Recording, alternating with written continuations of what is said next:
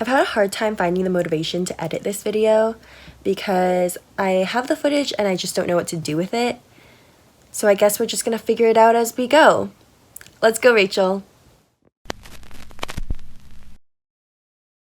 So it is July now, but I didn't really know what to do with all of the random footage that I took from June, so I just thought I would slap it together and showcase what fun adventures I went on last month. June started off with a hike in Lynn Canyon where I visited the 30-foot pool, and it was really quite magical having the pollen float around, and the water was much colder than you would expect, but it was a really pretty and refreshing experience to be outside in nature, and it wasn't too strenuous, so this would be something I would recommend to people even if they're not avid hikers.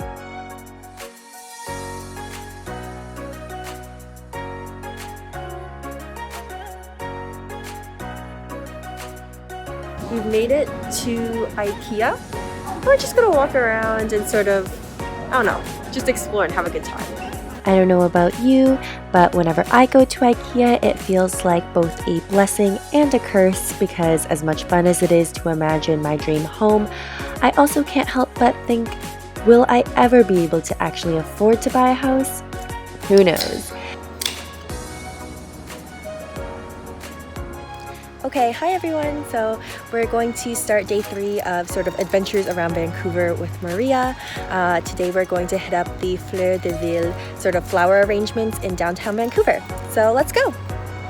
This event name in English means Flowers of the Cities, and I learned it actually happens in 16 cities and 3 countries around the world at different points in the year. So it happens not only in other places in Canada like Toronto and Montreal, but it also happens in New York, Manchester, Melbourne, and other places too. And Vancouver not only hosted it in June, but also in February, and sometimes it hosts in December as well. The specific event I attended was called Rosé and was created to support breast cancer research. It happened from June 11th to 20th, and the walking tour had over 50 floral installations that were freely open to the public. Breast cancer research is a cause that personally hits home for me, and I was really happy to go out and support. Okay, so I'm rushing out the door because I low-key always end up running late somehow. I don't know.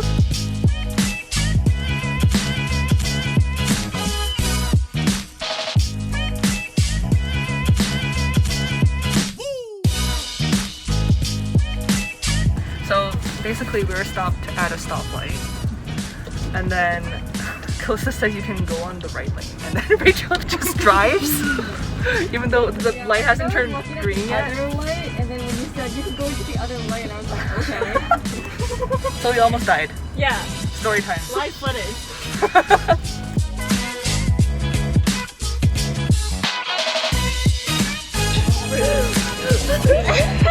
Why?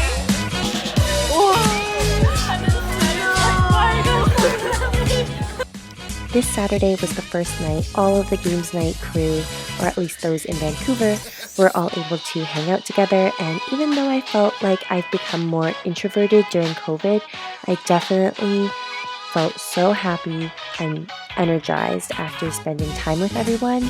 My heart was so full, and I'm just so lucky to be able to have these people to hang out with.